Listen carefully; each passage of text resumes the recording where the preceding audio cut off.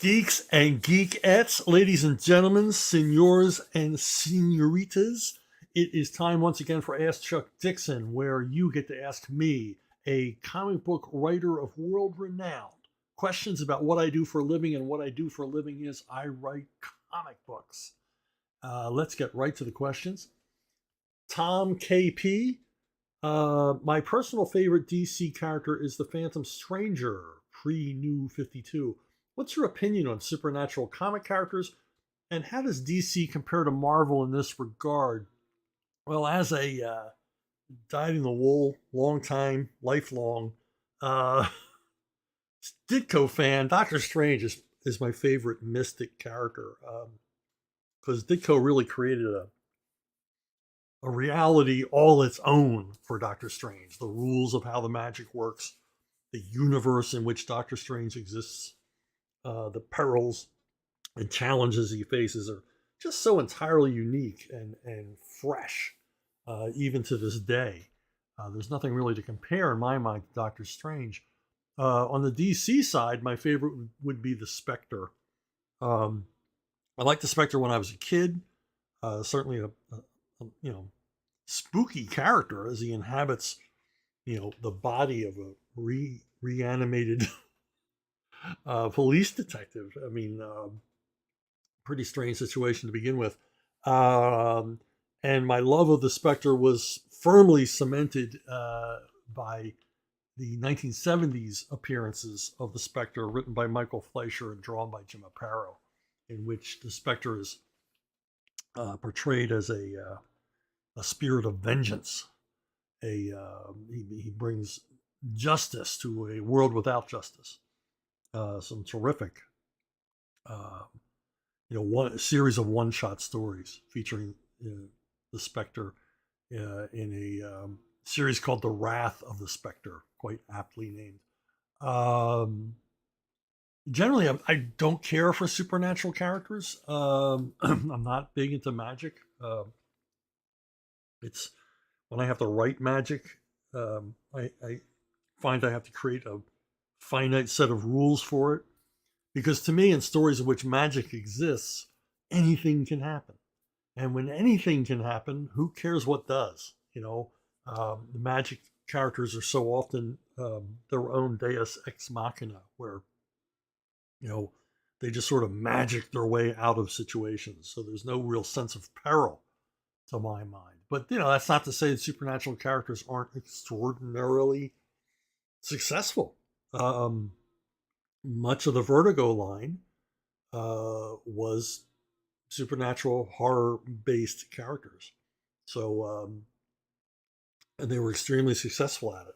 As I've said before, Vertigo comics didn't really appeal to me, but I wasn't the audience for Vertigo comics. But I do applaud the fact that they created their own look, their own feel, and mostly because they did a lot to reach out and find a new audience for comic readers. And most of that was of the mystical bent. Hey, twin spin. Was that a twin spin? I might have put the twin spin in the wrong place. Anyway, Ophi, hi Chuck, are you a fan of Dean Cain? Have you met? What are your thoughts on the Lois and Clark TV series? It's totally 90s, and I love it today as much as back then. I don't really have a brief one way or the other on Dean Cain. I've never met him. I hear from everybody that he's just a super, super nice guy. And what I will say is I enjoyed him as Superman. I thought he acquitted himself well on that role. But what I admire him for even more so is, for some strange reason, I mean, I watched the show in the 90s largely because my wife liked it. And my wife's not really into comics or anything else, but she really got into watching Lois and Clark.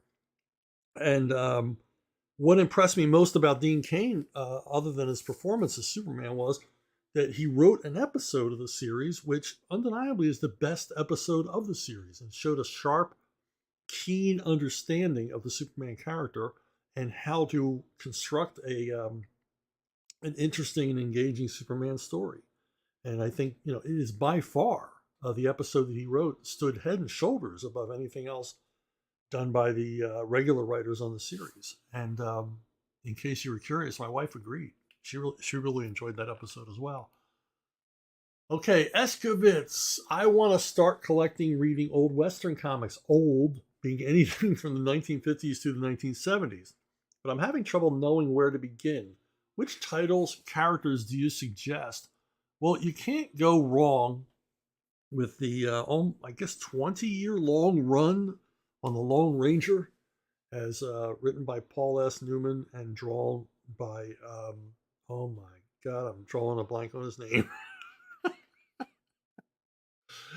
John, yeah. Oh man, I can't remember his name. Oh yeah, there's a bunch of people screaming at the screen right now. I own a bunch of his original artwork, and I can't remember the guy's name right now. It's a sign of age. Anyway, these are excellent comics. I mean, the Great Western comics. I mean, obviously they had gorgeous painted covers, and Dell had a knack for doing, consistently entertaining Western comics. And man, his name was Tom. Damn, you're all screaming. You're all screaming. All you old time fans, like, you idiot. Can't you remember that? Anyway, Lone Ranger comics. And they're surprisingly, for the age of them, I don't know what prices they're at now, but when I was buying them back in the early 2000s, they were, and late 90s, they were surprisingly Tom Gill. Okay, I'm redeemed. They're surprisingly affordable, largely because Dell kept back.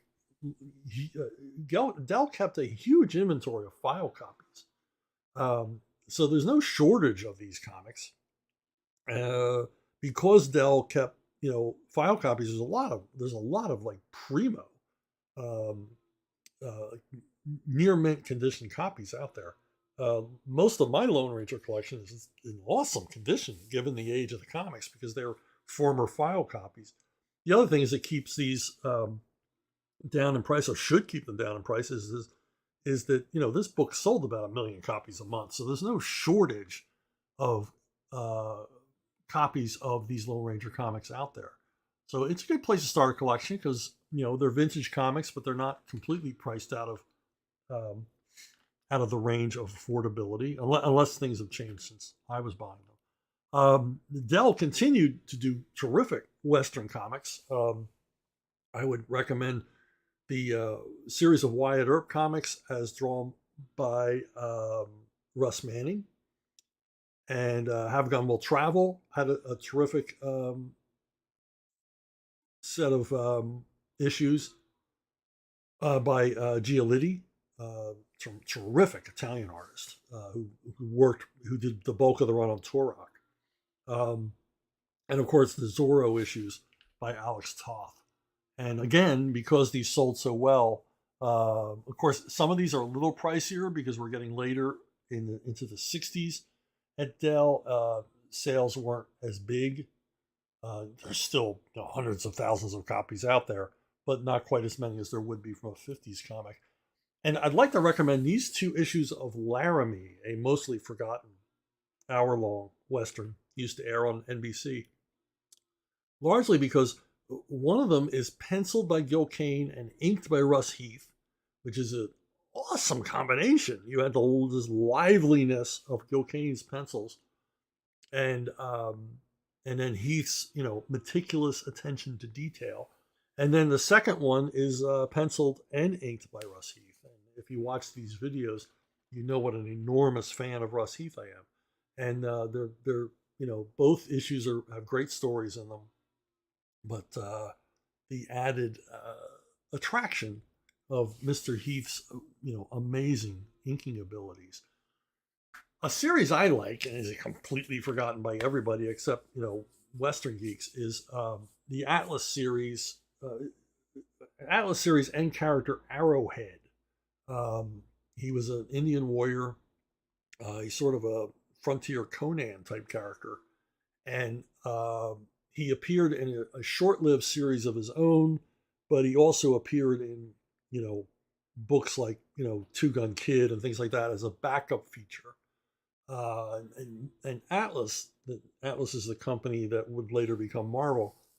They did a lot of Westerns. They had a lot of Gunsmoke Western was an anthology, Thrilling Western, Western thrillers. I mean, they just packed the stands with terrific Western titles. But Arrowhead is one of my favorite characters, and all of the stories are drawn, penciled, and inked by Joe Sinnott. Sinnott was most famous for, being a regular inker over Jack Kirby on Fantastic Four in its, glory days. But Sinnott was a terrific artist as well, and he contributed a lot to Western and war series at Atlas, and it's largely forgotten now. But to my mind, he was the equal to guys like Russ Heath and John Severin for his attention to historical detail, his bravura art style, and just really good stuff. Another series largely forgotten is Death Valley, and these were a series of Western anthology stories, and almost all of them in every issue, including the covers, are drawn by Don Heck. And Heck, who would later become, a Marvel staple with Iron Man and other characters, never became a fan favorite because, and I think the reason for that is because I don't think he was particularly interested in the superhero genre. But boy, he was really good at crime and Western and war stuff. And Death Valley is a terrific, serves as a terrific example of what Heck could do as a storyteller and draftsman, and good, dynamic, solid stuff with that Don Heck touch. And recently, one of the greatest series that ran from the late 40s into the 50s, early 50s, was American Eagle. It appeared in Prize Western Comics, and I think the stories are written by Jerry DeFuccio, if I'm not mistaken, probably also written by John Severin himself. And it's just a fun series of, Indian stories, Plains Indian stories, and cavalry stories. And it's recently been lovingly collected in a huge hardcover. It's a little pricey, but a lot cheaper than buying the issues themselves. But it's I believe Fantagraphics. I might be wrong about that, but it's a terrific collection, lovingly restored. All the covers, every single John Severin story that ever appeared in Prize Comics, even the ones that didn't feature American Eagle, and it's a great place to start on 50s westerns. And like I said, pricey, but to me worth it because it's there's a lot of value here, and it's worth taking a look at. Roberto Dungato. And speaking of Netflix, what do you think of streaming services like Netflix or Amazon taking a page from Disney and gobbling up smaller niche nostalgia IPs and repackaging them into updated series? Not just from American productions such as Masters of the Universe, but also local IPs from other countries. Yeah, I just think the streaming thing, I mean, from what I read in the business section of the Wall Street Journal, Netflix is winning this whole streaming war thing. Its closest competitor would be Amazon, and Amazon doesn't even need to win the streaming thing because Amazon Prime, the video service, is just a little tiny part of the global monstrosity that is Amazon. But they're all looking for IP that people recognize the name of. I mean, they're scraping the bottom of the barrel for properties that people may have heard of once. So there's some degree of familiarity. But to me, they just keep doing the same take and telling the same story over and over and over again. There's definitely a formula to these things, and it all makes me kind of sad. And the other problem, of course, with them taking beloved IPs is, they hand them over to creators who don't really care about the original IP, certainly don't care about the fans of the original IP, and they just sort of turn it into a pet project of their own. basically it's just a job. If there's no passion or anything else there, like I hear, I'm like I hear with Masters of the Universe, that it's just been totally gutted and ravaged and torn apart by the creators working on it. And we see this over and over and over again, where they'll basically abuse the public's trust. Like, we're going to take this property that you love, that you knew as a child or whatever, and we're going to completely upend it and to serve our own purposes, or update it for modern audiences. Which, oh my God, that's just horrible. Why? Because by doing that, they've made it more bland. They've made it less edgy. They've made it duller, and they've also, race swapped and gender swapped the characters out of all recognition, until it just becomes that IP property in name only. And that's what we're seeing over and over again. I think it's sad. Hey, if you haven't subscribed, please do so. We're building this channel. I'm inching closer and closer to 10,000 subscribers. And if you could help out, and if you've already helped out, well, a big, gigantic Ask Chuck Dixon thank you to you. Pat yourself on the back. Craig Jowls, or Jowls. I'm from the UK and grew up on anthology titles such as 2000 AD, Eagle, and Battle. I love the format. It's a great way to introduce old and new characters to readers. Both Marvel and DC have had success in the past with this format, but for the longest time, it seems like they haven't been able to make them work. What do you think the reason for this is? Well, I think largely it's the way these things are marketed, the way they're sold, and also the buying habits. In the UK, as you well know, because you live there and grew up there and love the comics there, your comics were presented weekly at a newsagent's. So every week you were getting a little bit of, getting a little hit of Roy and the Rovers, a little hit of Judge Dredd, knowing that the following week you would get more of the story. Whereas in the United States, comics have always been a monthly medium. It's a 30-day wait until your next hit of that character. So I think that on the weekly format, the anthology thing works. Also, this is the way comics were presented to people in the UK. This is the way they're used to reading them. So they're used to following a story week by week, a little bit at a time. And they're also used to the comic having lots of different features in it. And I assume as a consumer of these things, you had features that you really liked, and features that you thought were, they're okay, and features you didn't care for at all and didn't read. But you were still exposed to them. And I think because of the monthly thing, anthologies just don't work here. Anthologies are like a dirty word, and they don't really seem to market comics that way anymore. I mean, when I was growing up, like DC Comics had a lead feature and a backup. You had, Batman in the front of the Detective Comics and Green Arrow backup in the back. And then Marvel, because they had limited access to printing presses, had anthology titles like Strange Tales and Journey Mystery and Tales of Suspense and Tales to Astonish, where each issue was split between two characters. But they as soon as World Press installed new presses, a second press, Marvel was able to expand its line.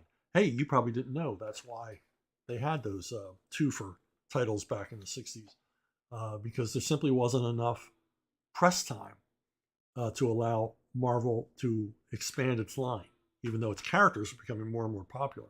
That's why they would double them up. So they would keep exposing comic book readers to Iron Man and Submariner and Captain America, but they couldn't. There was no room. There was no real estate to allow them to have their own titles. But yeah, I mean, so the anthology comic in the United States was done out of necessity. In the UK, it's done because that's like a reading tradition, and it grows out of, the weekly newspapers for juveniles that have been a tradition in England for 150 years. Where you would have serialized stories of characters like Sexton Blake and others, and so the comics just sort of followed that format of the weekly paper. And geez, 150 years.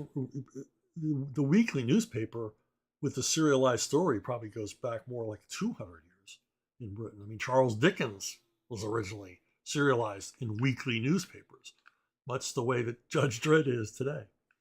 Now, I would like to see something like that. I would like to see, because American comic sales are failing. I don't know how things are doing in the UK. They seem, from an outsider's point of view, to be doing pretty well. You still have weekly comics that seem like they're pretty healthy. I mean, from production values and price point and everything else, I assume they sell. Unless their publishers are doing it just out of the goodness of their heart. If that's presupposing publishers have hearts. But I would like to see something like this. Now, don't go looking for this. This is something I put together of my own. I would like to see a magazine-sized anthologies of American comic characters, and they would be at a price point similar to the Time Life books we see now about Elvis or James Bond, and do something like this, and don't take a hint from the British weeklies, take a hint from the Japanese anthology books, and just make the covers as garish and as hey kids as you can, and do something that both the Japanese and the UK publishers used to do. Every once in a while, shrink wrap the issue with a tchotchke. I used to get UK weeklies back in the 70s, and they would come shrink wrapped with a cardboard ray gun you would fold together, things like that. Really, aim them at kids, market them toward kids to try to get some interest. Try to breathe some life back into this dying, sad, pathetic American comic book market. Twin spin. Back in the 70s, Marvel got the license to produce Star Wars comics. This move has been regarded as saving Marvel at the time when they were struggling with sales. Given that Warner owns DC and have a huge catalog of IP, why do you think DC hasn't tried to capitalize on this? Well, lack of interest, indifference. There's not a lot of cooperation between Warner's and DC Comics. I don't think there's a lot of give and take.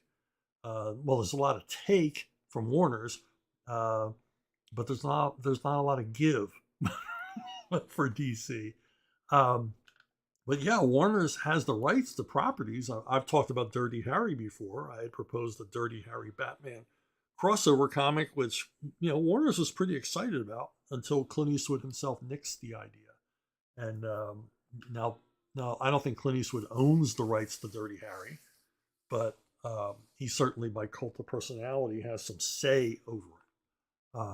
It's weird how these things work. They're not legally contracted in these ways, but you don't want to make Mr. Eastwood mad. And so he didn't want to be portrayed in a comic book, and that's cool.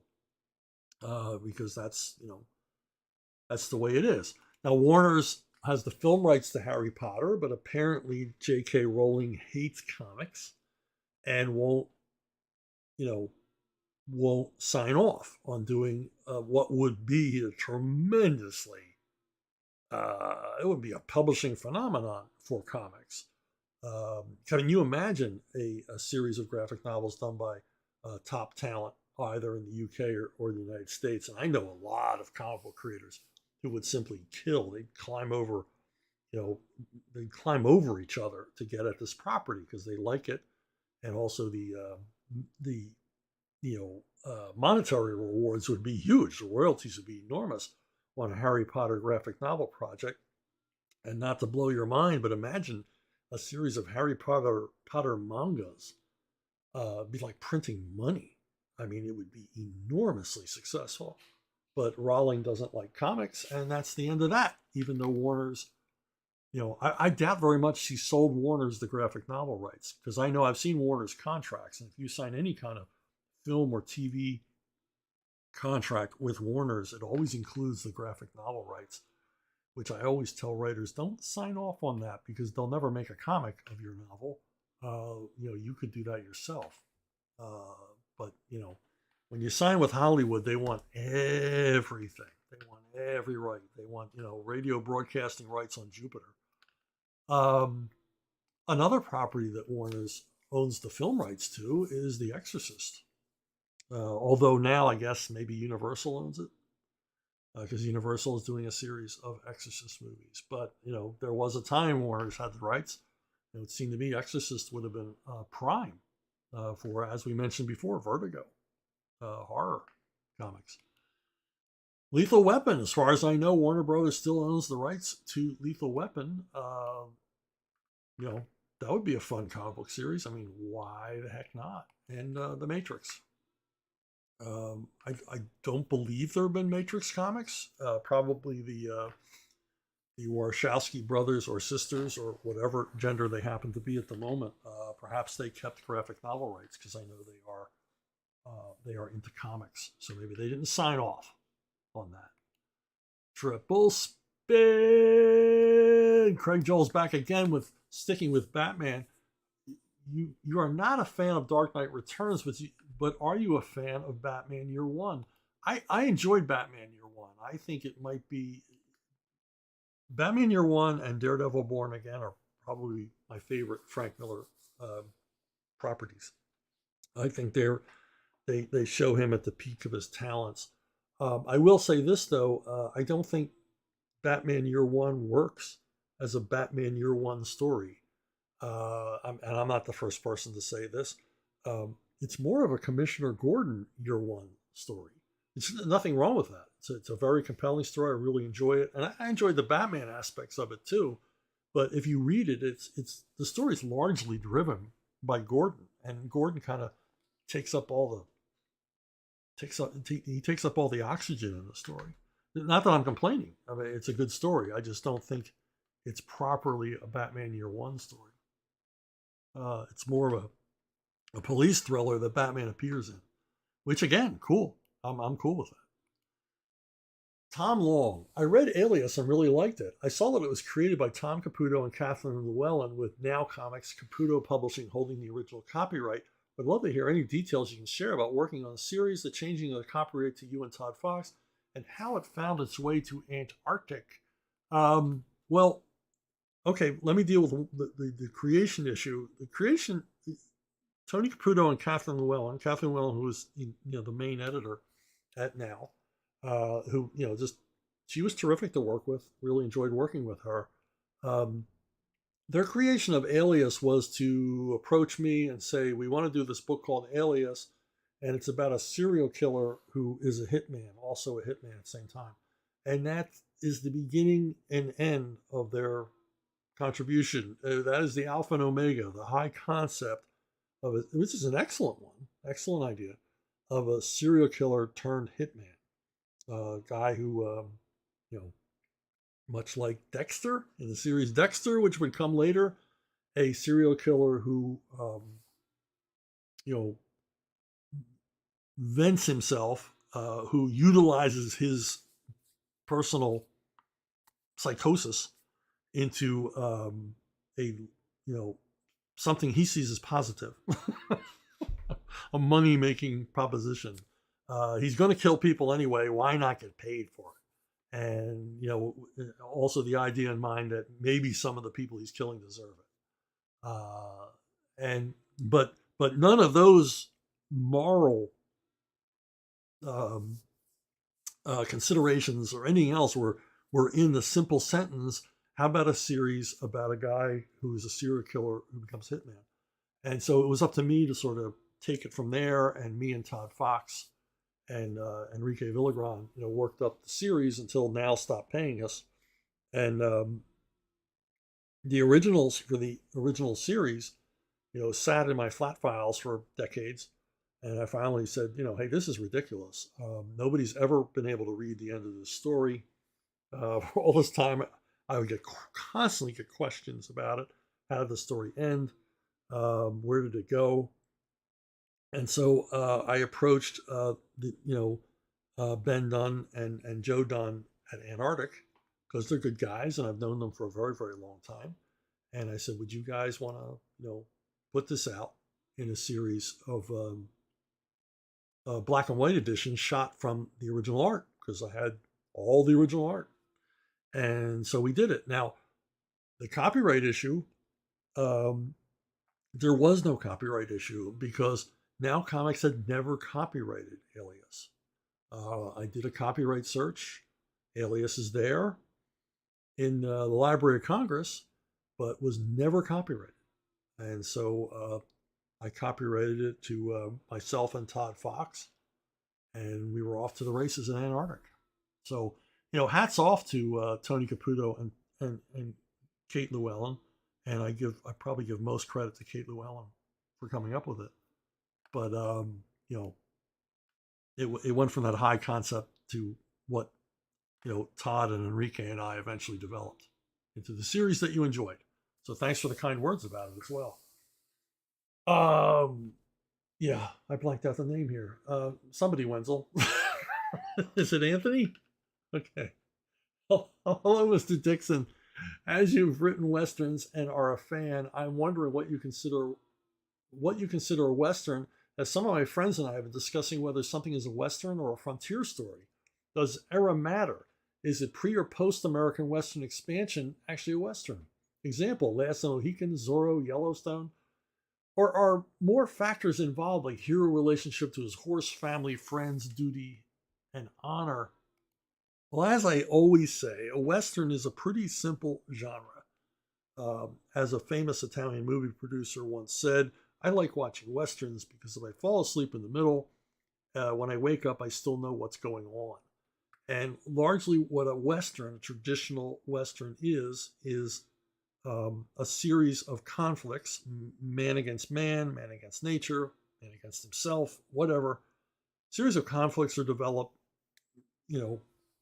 risks rise, consequences rise, and to a point where the only way out, the only way to resolve the issues of the story is through violence.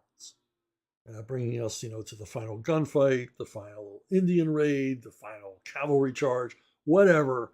That's what a Western is. It's a story where the conflicts can only be resolved by the deaths of, one or more principals in the story, so that the other people can go on to be happy. And there's as many permutations of this story as you can imagine. The Western can be twisted and warped into anything from a comedy Western to Italian Westerns to what they called adult Westerns in the 50s to the mean Westerns of the 70s. And they're all still Westerns because they follow the idea of conflict and resolution through violence. And now Zorro, it's set in the early 1800s in California. It is certainly set in the West. But to my mind, Zorro is a swashbuckler. It's not really about conflicts being resolved through violence, even though many of the conflicts in the story are. But it's largely an adventure story. It's largely a swashbuckler story. Most Zorro stories could just as easily have been set in Europe. They didn't need to be set in the American West. There's not that many Western elements that appear in a Zorro story as they do in a standard, Western action story. Last of the Mohicans, to me, that's historical adventure. It's not, even though once again the problems in the story are resolved through violence. This isn't a traditional Western that we think of, even though it features many of the aspects of a traditional Western. To me, it's a historical adventure.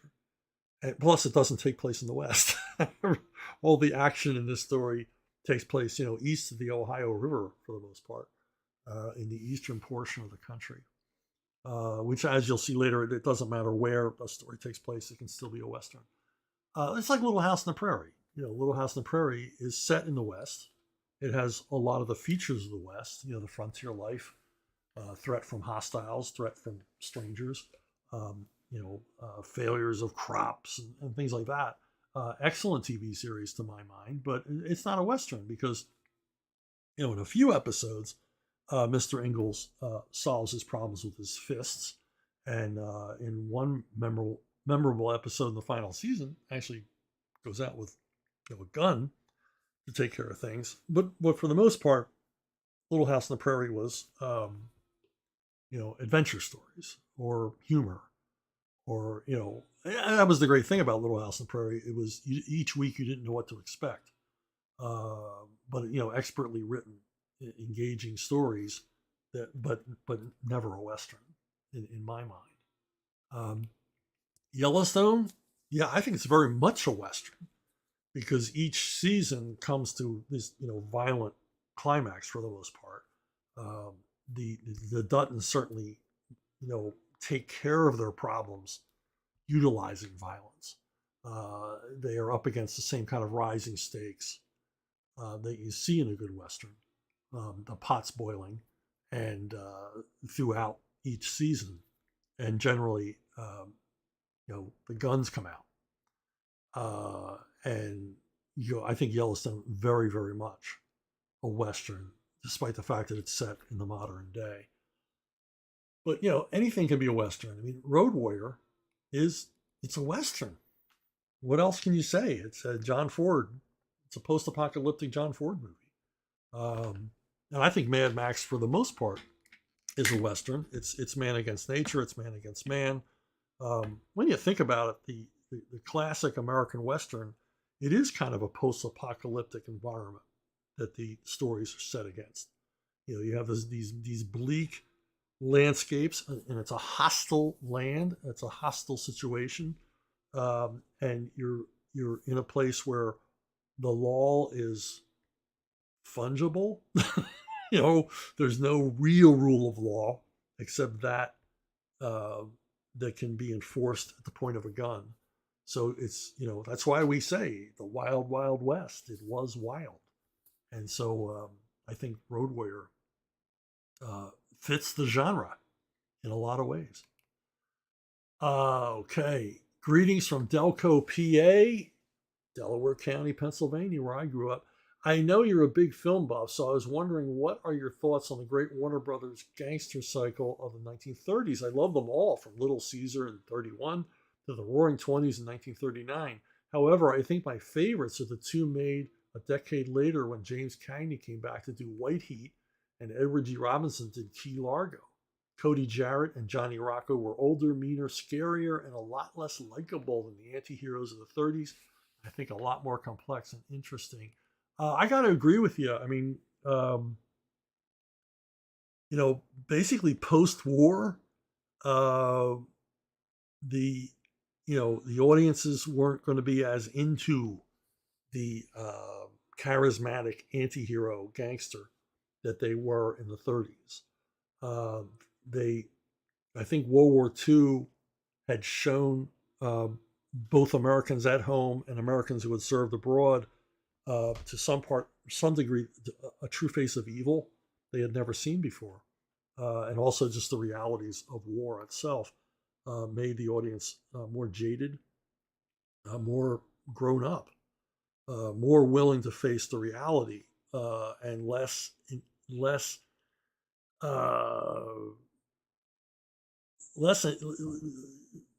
interested in fantasy, in a genre like crime. So they wanted their heroes more like the real world. And certainly James Cagney as Cody Jarrett, psychotic killer, who suffers migraines, has a mother fixation. He's much more complex. He's much more dangerous. He's much meaner than we had seen Jimmy Cagney before. The Cagney charm is gone in this character. And this is a movie that Cagney had to be really pressured into being. He did not want to return to this genre, but everyone's so glad he did, because this caps his career as a crime movie guy. He would never do another crime film. But this one is, White Heat is awesome. I mean, I rewatched it recently, and it still feels fresh today after all these years. I mean, all the classic scenes in this movie really deliver, and Cagney, like, he owns this movie. Even though he didn't want to make it, he put all of his heart and soul into it, and just excellent portrayal of a complete and utter sociopath. Same thing for Edward G. Robinson and Key Largo. I mean, you gotta hate this guy. He's like one of the most cruel, most sadistic characters ever to be in film.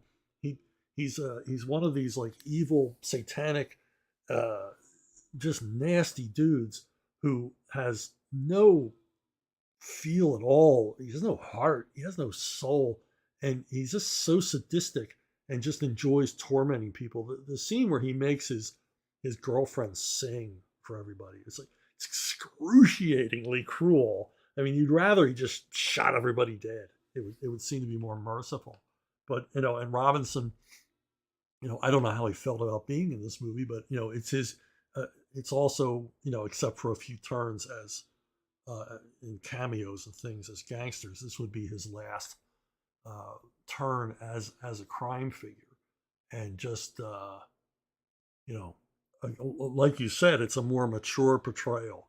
It's a far less likable and far less charismatic than his previous roles. Bogart as well. Bogart in The Desperate Hours plays a sort of a small time hood who keeps you guessing throughout the film as to where his moral compass lies. How far is he willing to take abducting this suburban family in order? He's a recently escaped convict, and him and his crew take up residence in this suburban household and hold the family hostage as they try to figure out how the hell to get through the dragnet that the police have thrown up around the community. And it's a great turn for Bogart to play a meaner character like this. Now, of the 30s movies, crime movies, my absolute favorite is I Was a Fugitive from the Chain Gang. It's Paul Muni as a guy falsely accused of a crime and gets sent, through the prison system in the most brutal, cruel, inhumane way. And the film was very much done as an expose of the way the incarcerated were treated in this country. And but it's also a fantastic portrait of someone driven to desperation. It's an excellent movie, and if you've never seen it, you really should. I Was a Fugitive from the Chain Gang, and if you watch it for no other reason, watch it for its ending. It has one of the most unforgettable endings of any movie I've ever seen. Absolutely, I'm getting chills just thinking about the ending of that movie. It's just absolutely brilliant ending, perfect ending to a film like this. Now, another guy who did crime movies in the era you're talking about, in the 1950s, post-war, Sterling Hayden, who just, if you don't know Sterling Hayden, you might remember him from The Godfather. He's the cop who gets shot in the throat by Michael Corleone. He almost was cast as Quint in Jaws, but he made for me, a trio of terrific crime films in the 50s. Number one of which is Asphalt Jungle, written by John Huston. It's about a jewelry heist and the aftermath as the gang sort of falls apart. The film is largely famous for an early speaking role by Marilyn Monroe, but Hayden owns this movie. It's beautifully shot. And like I said about White Heat, Asphalt Jungle feels fresh today. After all, it's like a timeless movie. Huston is just at the top of his game on this very lean, very mean, very nasty crime film about a heist, a gang of heisters who have a bit of a falling out and the aftermath of that. Now, another great film, this is the directed by Stanley Kubrick. It's an early Kubrick film. It also stars Sterling Hayden. It's called The Killing, and it's about the robbery of a racetrack. And like Asphalt Jungle, this movie is about small-time heisters led by Sterling Hayden. And like Asphalt Jungle, it sort of cranks up the tension between the group.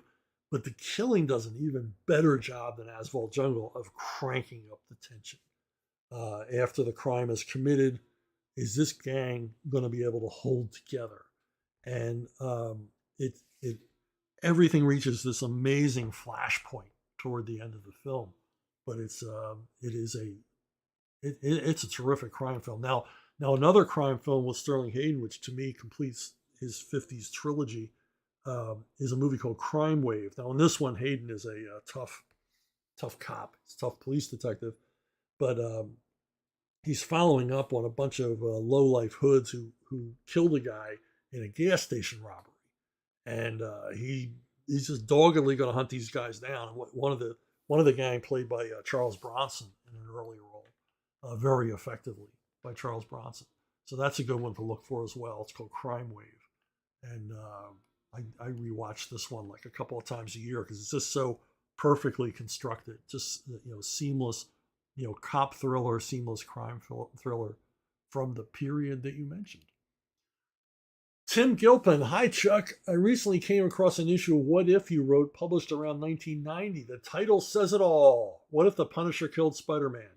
Story's good and tight with clever touches such as the Punisher's tactical knowledge beating his target's spider sense, the Daily Bugle mourning Spidey's death, and other Marvel heroes hunting down the Punisher for his crime. The appropriately grim ending shows the Punisher about to kill the Jackal, the man who duped him into the murder, despite the roomful of NYPD cops who will finish him. Did you write other What If stories, or was this your only issue? Yeah, I wrote a few others during the time that Nel Yomtov was editor of What If. He was editing Law Dog, the comic that Flynn Henry and I created. And Nel, needed content. So he would turn to me, hey, you don't want to do some What Ifs? And some of them proposed, like the 2-part What If Captain America were revived today. He asked me to write this one. And it was one of the few What If 2-parters. And, I had a good time on this stuff. I mean, it was getting to play in the Marvel mainstream in a way, in an alternate universe, freed from continuity, so I could just go crazy. Now, some of them, I proposed this one. What if the Silver Surfer had not betrayed Galactus? This is one of my favorites to write. And my only disappointment with this one was that I got a personal promise from Ron Friends to draw it, and then he couldn't. He had scheduling problems, or they had wooed him away to something else, and he didn't get to draw it. It was fine. I forget who drew the issue, and I liked it and everything else, but I really wanted Ron Friends to bring it that Kirby feel. I also did What If the Fantastic Four had remained a team, the new Fantastic Four had remained a team, and that's one Nel Yomtov brought to me. Said, we really like to do this. And I got to work with Kike Alcatena on this one. And I got to do a gag about Herbie, the robot, from the old Fantastic Four animated series. So I got to do a gag about that, which was a highlight for me. It was a lot of fun to work on this one as well. And as you said, what if the Punisher had killed Spider-Man? I also got to do what if Punisher become a S.H.I.E.L.D. agent. And I think Nell, that was one Nell proposed. What if Punisher killed Spider-Man? That was me. I was all over that one. I wanted to do that one real bad. But yeah, so I got to do a bunch of What If. I had a good time on all of them. I probably would have done more, but they changed editors, and you know how that is. Okay, oh man, I gotta stop. All right, this is ridiculous. I'm not getting people's names right. All right, let's move that down there. Okay, let's go back down here. This is how I do these live. There's no post on this show, my friends. It's all what you see is what you get. Anyway, my apologies to the other people whose first names I didn't get because I blocked them out like an idiot. All right, Daryl Herrick. You mentioned Denny O'Neil as an editor, but how would you appraise him as a comic book writer? I first took notice of Denny O'Neil when he and Neil Adams were the focus of the hoopla around the relevance in comic books and their work on Green Lantern and Green Arrow. I followed his concurrent work with the Batman and other characters afterwards. In a few words, in my opinion, Denny O'Neil definitely blended motif and a modicum of real emotion to craft a satisfying story. Yeah, I mean, the thing about Denny was that he was really good at bringing out the humanity of his characters. Now, sometimes, like when he was doing relevant, what you call and what everyone at the time was calling relevant stories, I thought, his heart was a little bit too on his sleeve, trying to bring out the humanity of these characters. And but some of that goes to Neil Adams. And if you ever talked to Denny, made the mistake of mentioning Green Lantern and Green Arrow to Denny, Denny would go off on how Neil had changed some of his stories. Neil would take what Denny had written and sort of hype up the emotion levels on it so that the characters are constantly raging. And, to Denny's mind, Neil took the stories over the top without asking Denny about it. And when Denny would talk about it, it was like it happened yesterday. So it was a topic you really don't want to bring up, which just goes to show how passionate Denny was about writing comics. He was the real deal. This is a guy who started out as a journalist. No idea he would ever be writing comic books, but when he did write comic books, he took this job real seriously. And I think that shows in, how he would able to present these characters as real human beings. He certainly made Batman a more three-dimensional, more human character. And not necessarily just by showing him with flaws, or any of the rest of it, but just showing, this is a guy, he's a real dude. He has wants and desires.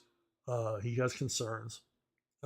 And, you see this again and again in Denny O'Neil's characters, these tough guys who have traumatic pasts. And, they're smart, they're capable, they're tough, but they're still men. They're still people.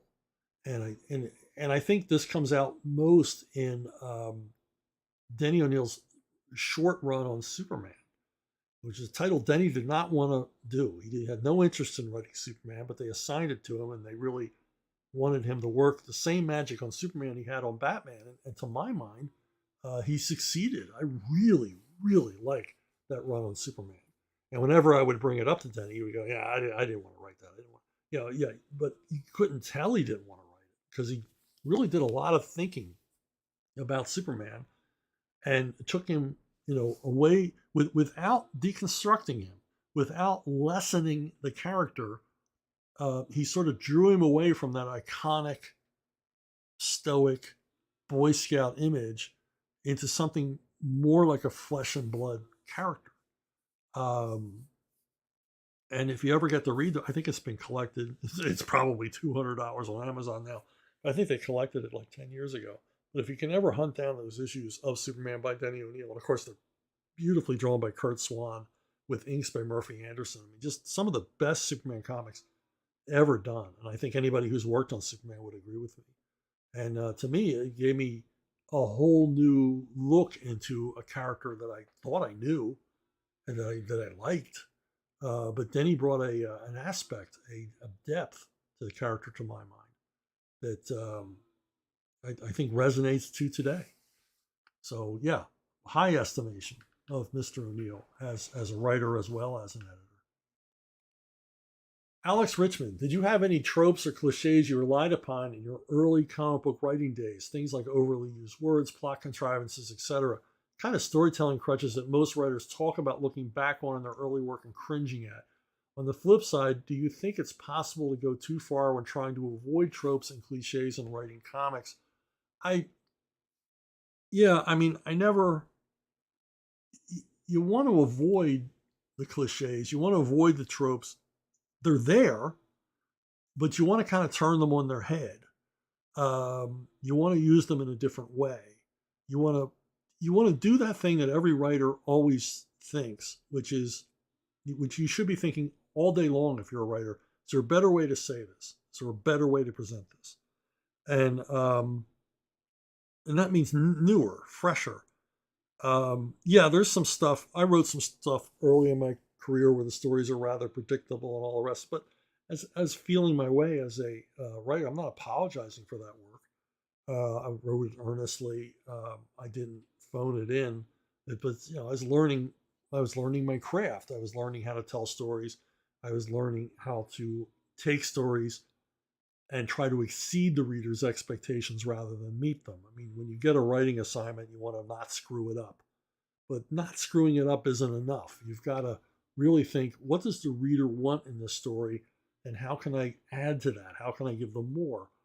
An example of this is, as pictured here, the famous cliff sequence in Butch Cassidy and the Sundance Kid. Butch and Sundance are being chased by lawmen, and they end up at the edge of a cliff over a river. It's hundreds of feet beneath them.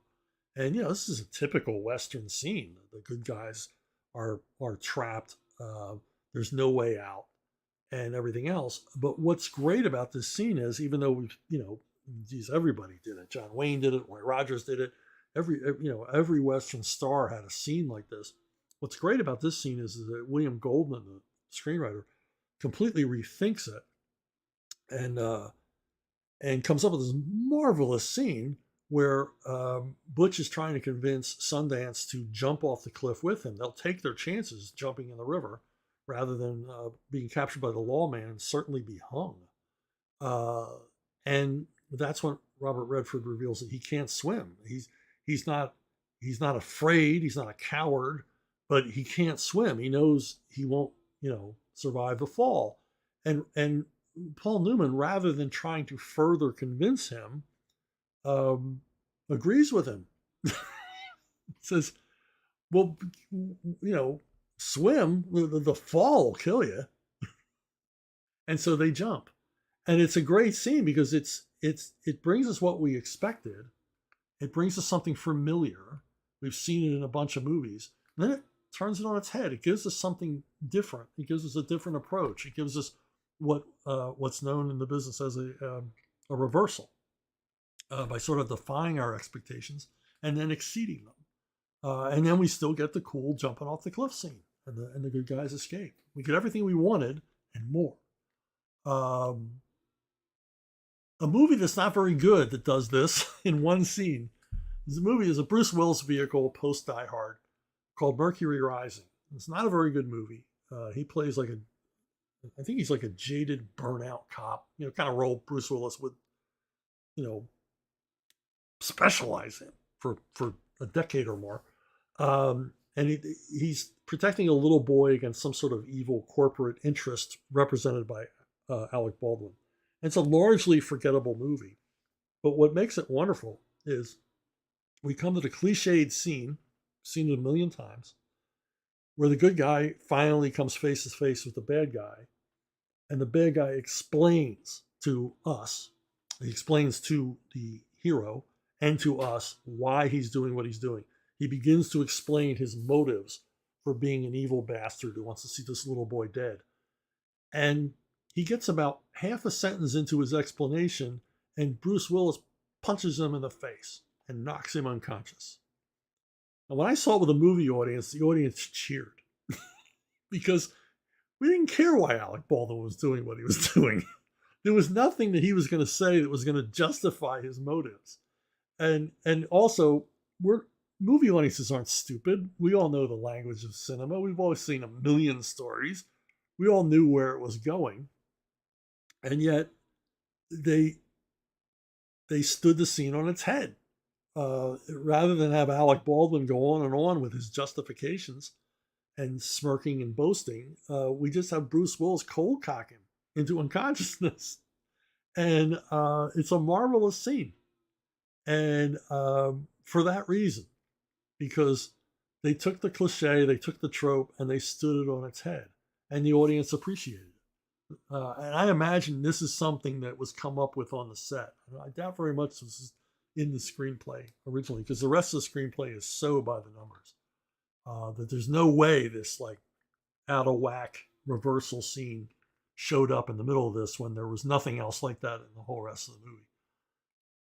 Now, we talked about Westerns earlier, resolving themselves through violence and conflict through violence. And I brought this movie up often. This is a movie that takes every Western cliche and completely upends it. It's called Warlock. It's a movie from the late 50s. It stars Henry Fonda, Anthony Quinn, and Richard Widmark. And it's a terrific Western shot at the Fox Ranch. And it's kind of a version of the Wyatt Earp Doc Holliday story. It's the fabled, legendary lawman and his ne'er-do-well gambling homicidal buddy.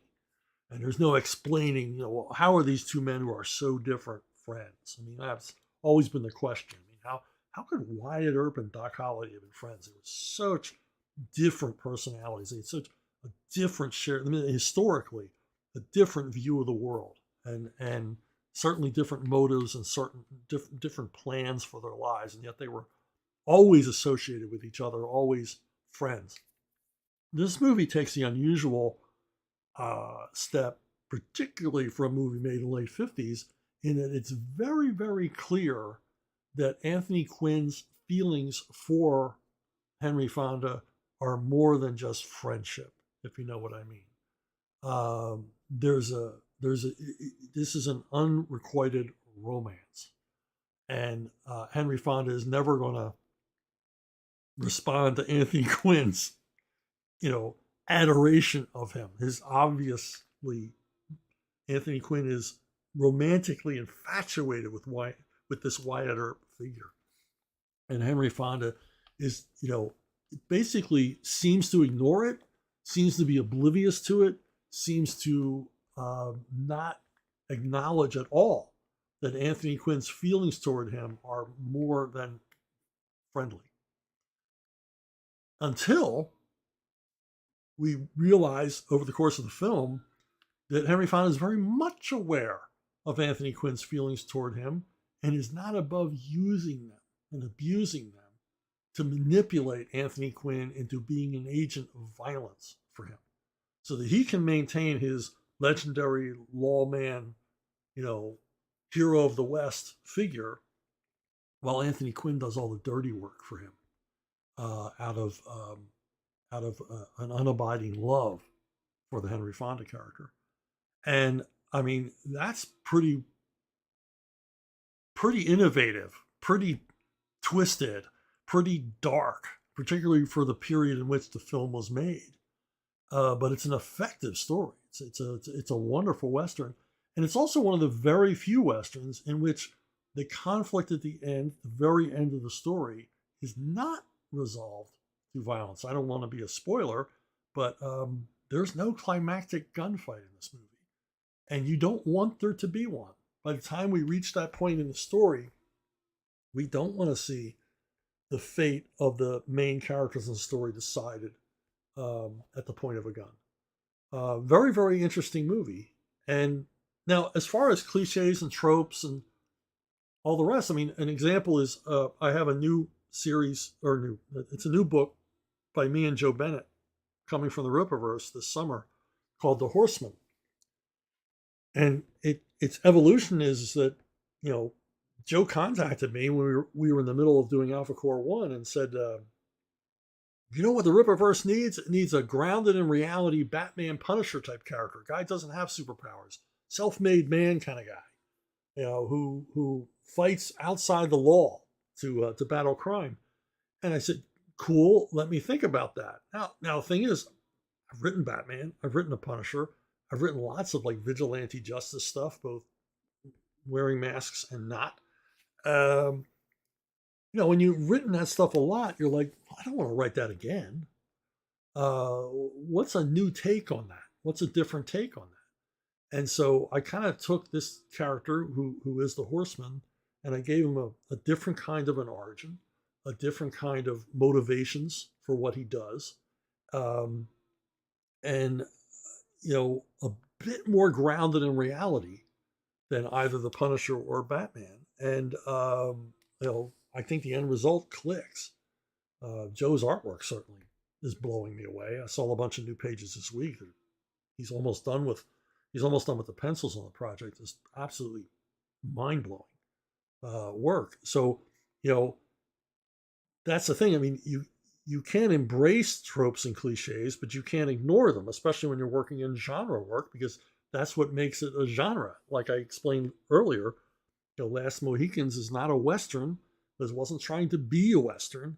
But, something like Tombstone is a Western because it has to be a Western. It has to have the shootouts and the dusty streets and, the huge panoramic views of the plains and all the rest of it, because that's what the audience expects. But you've got to take their expectations and exceed them, and that's the writer's job. Is there a better way to say this? Creeper Weirdo. I looked into the collections of Carl Barks stories on Amazon, but the collections seem to skip volumes. Did I miss something, or are there shenanigans afoot I'm not aware of? Yeah, Fantagraphics is doing a terrific job on these collections of Donald Duck and Uncle Scrooge comics by Carl Barks. It's lovingly restored. I could do without the egghead pseudo-intellectual essays at the end of each book where the writers seem to miss the point of every story. But they're excellent. I mean, I read them, I get them. And yes, they are doing them out of order. And I think largely it's a publishing decision to present, the best stuff first, because they know the later volumes are going to sell less. And so you don't want to do them in order necessarily. You want to pick and choose through and do the best stuff first. It's like, earlier in another video, I was talking about when Dean Mullaney decided he wanted to do Little Orphan Annie, reprint the comic strip, these beautiful hardcover volumes, and he did the Lord's work in doing that.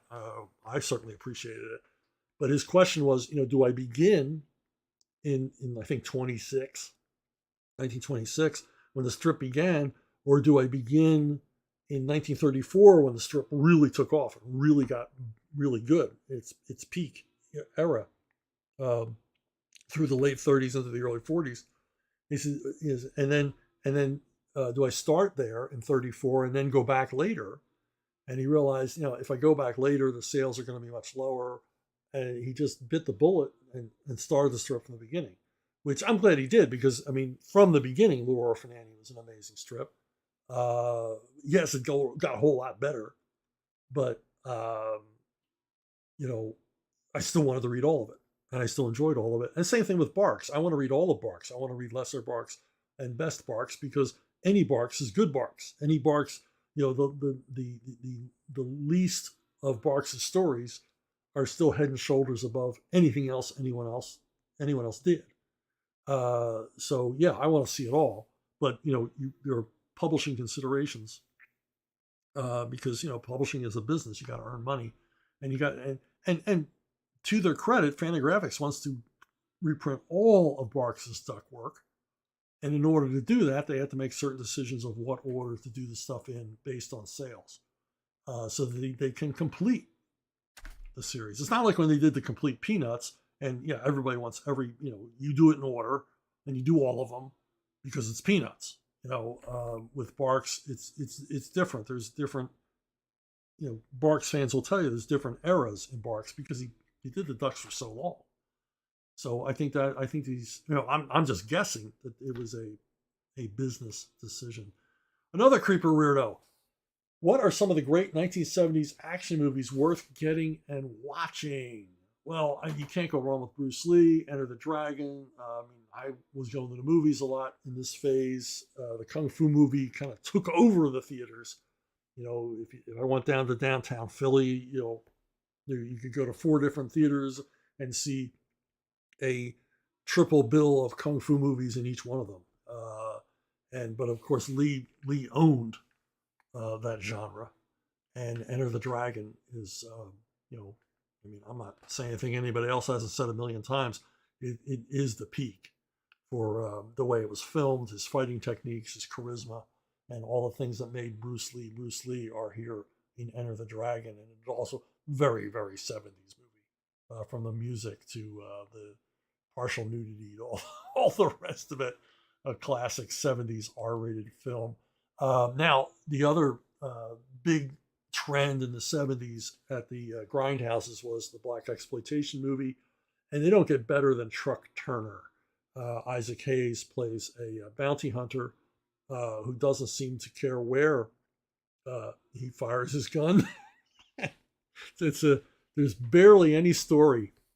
There's barely any plots in this movie, but you really don't care because Hayes really is extremely charismatic as this sort of deadpan, stoic gunman, wandering around L.A. Looking for his quarry in exchange for bucks. It's a particularly memorable shootout in a hospital operating room, just to give you an idea. Now, the studios, because they were making so much money off the black exploitation movies, I mean, they really, and the thing is, they call it black exploitation, but let's face it, action film fans of all colors, creeds, and religious beliefs were going to see these movies. I went to see all of them because they were shoot 'em ups. I didn't care if the cast was primarily African American and all the bad guys were white guys. I just wanted to see a shoot 'em up, and so Hollywood embraced these in a big way because they didn't cost much money to make, and they were earners. But you had some examples like this movie, Across 110th Street, which, hey, here's Anthony Quinn again. Anthony Quinn and Yaphet Kotto are New York cops who are at odds. Anthony Quinn is an unapologetic racist and worried about his own career. He's also corrupt as hell. And they are to investigate a gang of African Americans who pulled an armed robbery on a mafia counting house. And they steal $500,000 from the Italian mob. And the movie's got a terrific soundtrack by Bobby Womack, fantastic theme song, all shot on location in New York. Just for me, the ultimate, other than the French Connection, the ultimate 1970s New York set crime story. There's the seedy streets piled with trash, the horrible conditions that Harlem was in at the time, and terrific action scenes. Tony Franciosa playing way over the top as this vile mafioso assigned with hunting down the guys who stole the mafia's money and the horrible things that happened to those guys. But it's an awesome crime period action film with some terrific action and higher production values than the usual black exploitation film, because I think the studio saw this, I believe it was MGM, saw this as an A picture, not just a part of a double feature. Another one, they began to import French action films here, and of course, when you do that, Jean-Paul Belmondo is king. I remember seeing this movie in France. It's called Fear of the City. It was released here under the name Nightcaller. Belmondo is a tough French cop, and when it comes to tough cops, they don't come tougher than French tough cops. The French were masters at police thrillers. They still are to this day, still make the best police action films ever made. And Nightcaller is a good one. It's a cat and mouse game between Belmondo as a Paris police detective hunting for a serial killer who torments his victims by phone calls before showing up to murder them. And Belmondo does all of his usual daring stunts, rooftop chases, car chases, all the rest, and shot in the Belmondo style where he makes sure it's him. There are no stunt doubles. It's him doing all the crazy stunt work, extremely dangerous stunt work, because he wanted audiences to know he was the one out there hanging his ass out over the streets of Paris. But there's lots of good Belmondo films, but a lot of them didn't make it here in the United States. Another guy that owned the 70s was Bronson. Bronson made a series of action films, Death Wish, all the rest. He made westerns, he made police thrillers. But to me, the best one is Mr. Majestic. It's the most simple story you can possibly imagine.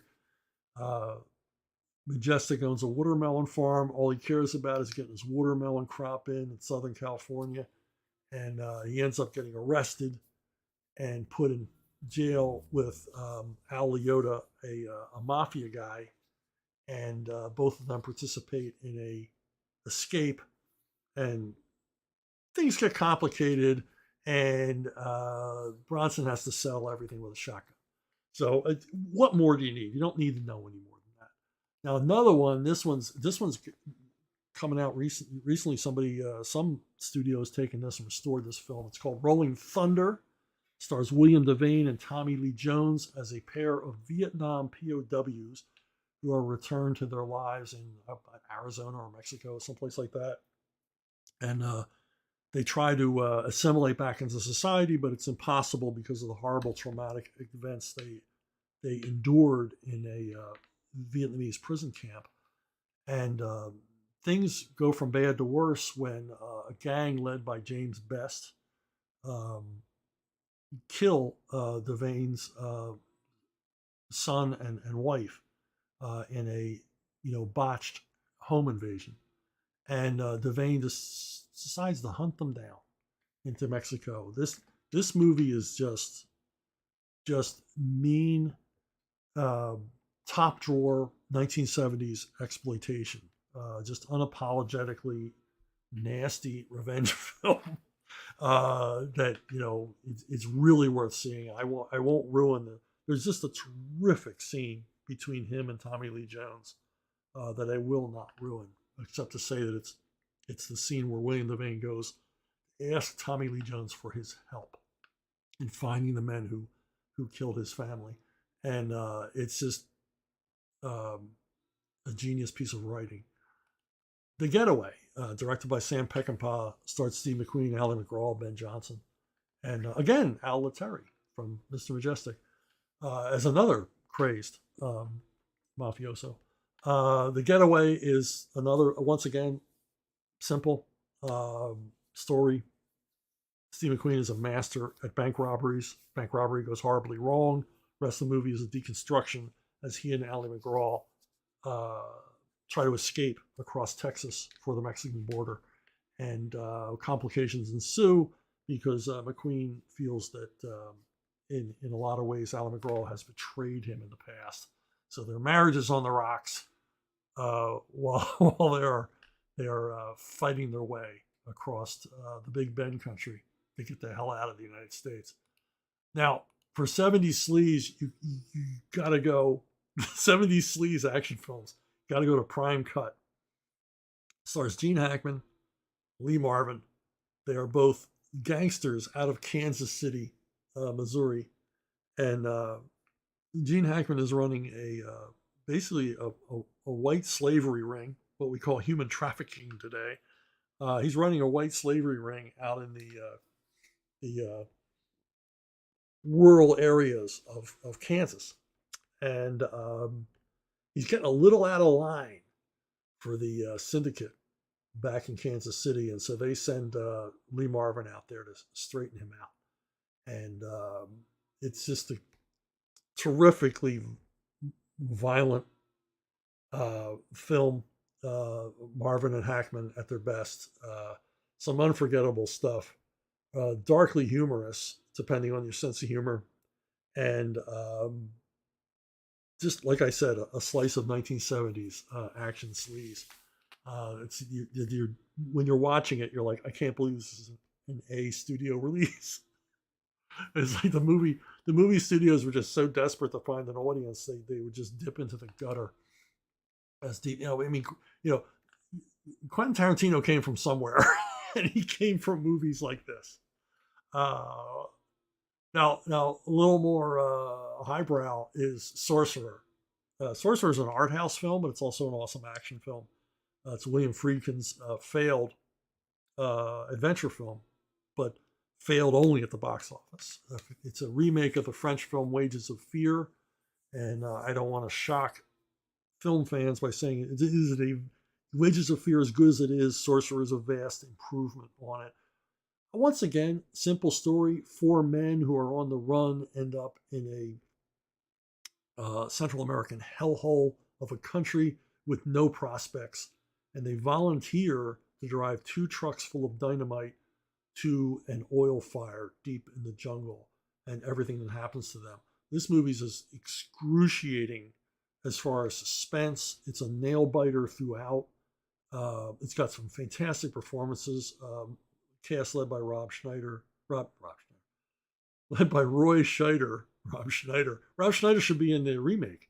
It's read by. I'm having a problem with names today, friends.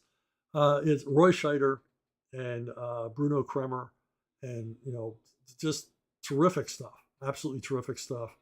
And some of these scenes had to be seen to be believed.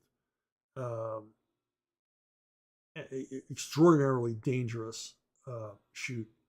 Movie bombed. It was a huge failure at the box office, which is a shame because Steve McQueen wanted to be in it and couldn't come to an agreement with Friedkin.